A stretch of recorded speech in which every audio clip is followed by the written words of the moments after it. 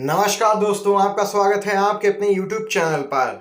आज की बड़ी खबरें आपके लिए लेकर आए हैं। जब मुख्य धारा का मीडिया देखकर ना देखे, सुनकर ना सुने, गोद में हो, लोभ में हो या किसी डर में, हमने सोचा आपकी आवाज कहीं से उठानी चाहिए, सिलसिला कहीं से शुरू करना चाहिए ताकि आप कर सके सही फैसला, क्योंकि आपको जानना चाहिए सच।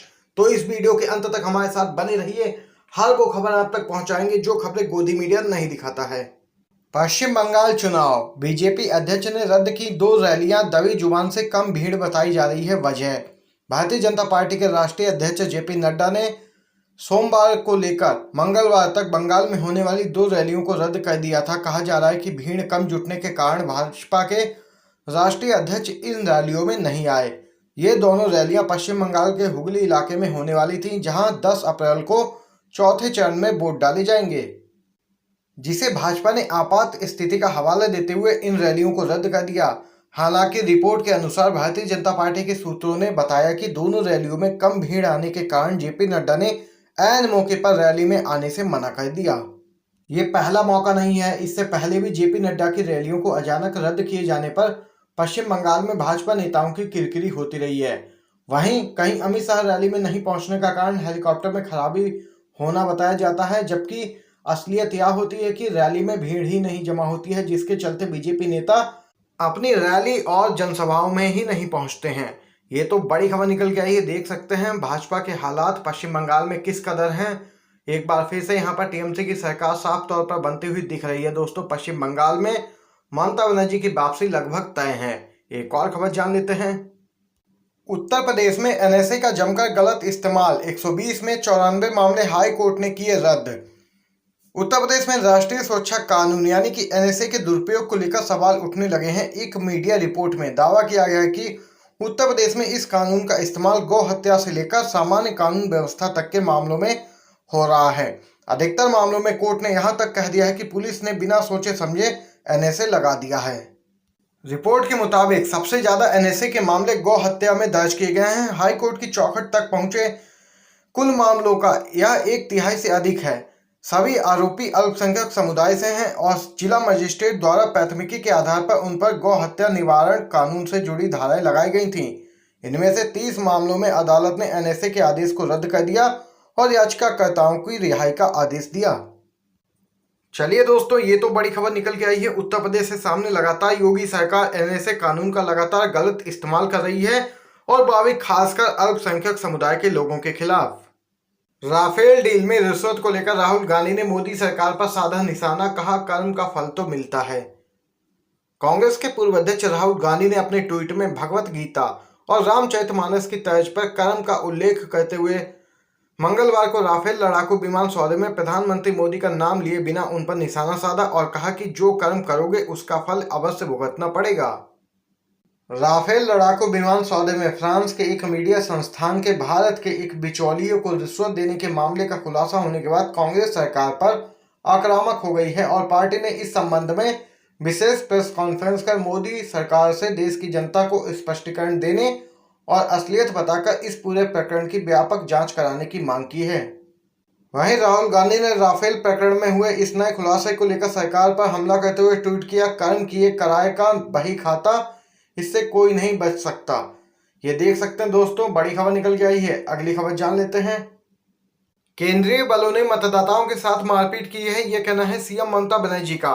बीते 6 अप्रैल को पश्चिम बंगाल की मुख्यमंत्री ममता बनर्जी ने आरोप लगाया कि जिन निर्वाचन क्षेत्रों में मतदान हो रहा था 6 अप्रैल को, उनमें से कई क्षेत्रों में केंद्रीय बलों ने मतदाताओं के साथ मारपीट की और भाजपा को वोट देने का निर्देश दिया।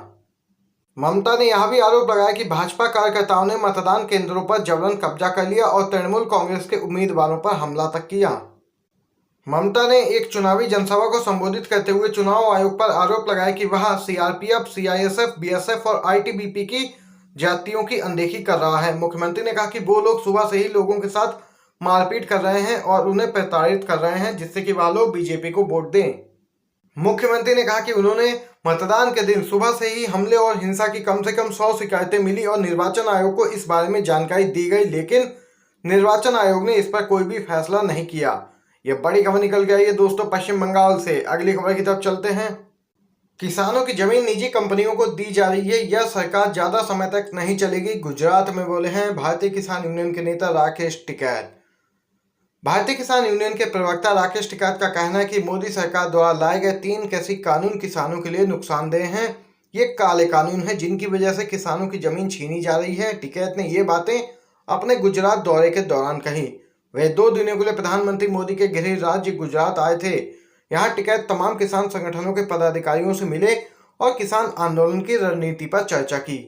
राकेश टिकैत ने कहा, गुजरात में किसान फसल बर्बादी से जूझ रहे हैं। ऐसे समय में उनकी जमीन निजी कंपनियों को दी जा रही है। किसानों से जमीन छीनने की बातें देश भर में सामने आ रही हैं। हालात यह है कि कंपनियां देश की सरकार चला रही हैं, लेकिन अब यह सरकार लंबे समय तक नहीं चलेगी और किसान आंदोलन भी खत्म नहीं होगा। किसान अपने हक की लड़ाई जारी रखेंगे। तो दोस्तों, यहाँ पर यह बेहद बड़ी खबर निकल के आई है। अगली खबर जान लेते हैं। पश्चिम बंगाल, ममता बनर्जी ने कहा, झूठ बोलते हैं पीएम मोदी। देश में सबसे बड़ा झूठा अगर कोई है तो वह है प्रधानमंत्री मोदी। जी हाँ दोस्तों, पश्चिम बंगाल के सीएम ममता बनर्जी ने कहा कि प्रधानमंत्री मोदी एक बड़े झूठे हैं।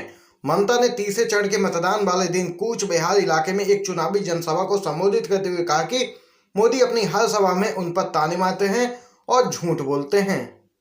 वहीं टीएमसी ने उनकी उम्मीदवार सुजाता मंडल पर हुए हमले का वीडियो भी जारी किया है। टीएमसी ने कहा कि बीजेपी के गुंडे सुजाता मंडल को गाली दे रहे हैं और उन्हें धमकी भी दे रहे हैं। टीएमसी ने कहा कि अगर वे किसी महिला उम्मीदवार के साथ ऐसा करते हैं तो वे अपनी बेटियों के साथ ये बीजेपी वाले क्या करते होंगे। टीएमसी ने तंज कसा है कि यह बीजेपी का बेटी बचाओ बेटी पढ़ाओ का तरीका है। जोरदार तरीके से निशाने पर लिया है मोदी को यहाँ पर सीएम ममता बनर्जी ने। एक और बड़ी खबर जान लेते हैं दोस्तों। नक्सलियों ने कहा उनकी लड़ाई सुरक्षा बलों के खिलाफ नहीं, पूछा किस किस से बदला लेंगे अमित शाह। छत्तीसगढ़ में बीते शनिवार को हुए नक्सली हमले में 24 जवान शहीद हो गए थे। अब प्रतिबंधित संगठन सीपीआई-एम ने बयान जारी कर कहा कि उनकी लड़ाई सुरक्षा बलों और पुलिस के खिलाफ नहीं है। इतना ही नहीं, उन्होंने गृह मंत्री अमित शाह के बयान पर प्रतिक्रिया देते हुए कहा कि वे किस किस से बदला लेंगे। अमित शाह के दौरे के बाद नक्सली प्रवक्ता अभय ने एक पर्चा जारी किया। इसमें उसने लिखा कि हम पुलिस के साथ संघर्ष नहीं चाहते, लेकिन जब वे सरकारी तंत्र का हथियार बनाकर उन पर हमला करते हैं तो उन्हें जवाब देना पड़ता है। नक्सलियों ने पुलिस को भी शोषित जनता का हिस्सा बताते हुए लोगों से अपील की है कि अपने बच्चों को पुलिस में भर्ती नहीं करें। इतना ही नहीं, नक्सलियों ने सरकार के खिलाफ 26 अप्रैल को भारत बंद बुलाया है। ये बड़ी खबर निकल के आई है दोस्तों, देख सकते हैं। एक और खबर जान लेते हैं। सेना में कम किए जाएंगे 1 लाख जवान, समिति ने कहा सुविधाएं बढ़ाने के लिए करनी पड़ेगी छटनी। केंद्र की मोदी सरकार ने सत्ता में आने से पहले देश के विकास और रोजगार को लेकर कई बड़े दावे किए थे, लेकिन सरकार अपने इन दावों पर खरा उतर पाने में असमर्थ साबित हुई है। साल 2019 के बाद से ही देश में भयंकर गरीबी और बेरोजगारी का आलम बना हुआ है। इसी बीच अब भारतीय सेना के लिए भी बुरी खबर सामने आ रही है। खबर के मुताबिक भारत सेना के लॉजिस्टिक टेल को छोटा किए जाने की तैयारी की जा रही है। हाल ही में रक्षा मंत्रालय से संबंधित संसदीय समिति को यह जानकारी दी गई। सेना के शीर्ष अधिकारियों का कहना है कि लड़ाकू टुकड़ियों के साथ सप्लाई और सपोर्ट में लगे जवानों की संख्या में कमी की जाएगी। आने वाले कुछ सालों के अंदर 1 लाख जवानों को कम किए जाने का लक्ष्य तय किया गया है। तो दोस्तों, यहाँ पर देख सकते हैं बेरोजगारी दिन पर दिन बढ़ती जा रही है, गरीबी भी कम होने का नाम नहीं ले रही, लेकिन मोदी सरकार है जो कि इसकी सुध लेने को भी तैयार नहीं है। आज की बड़ी खबरें और मुख्य समाचार आप तक पहुंचाए हैं।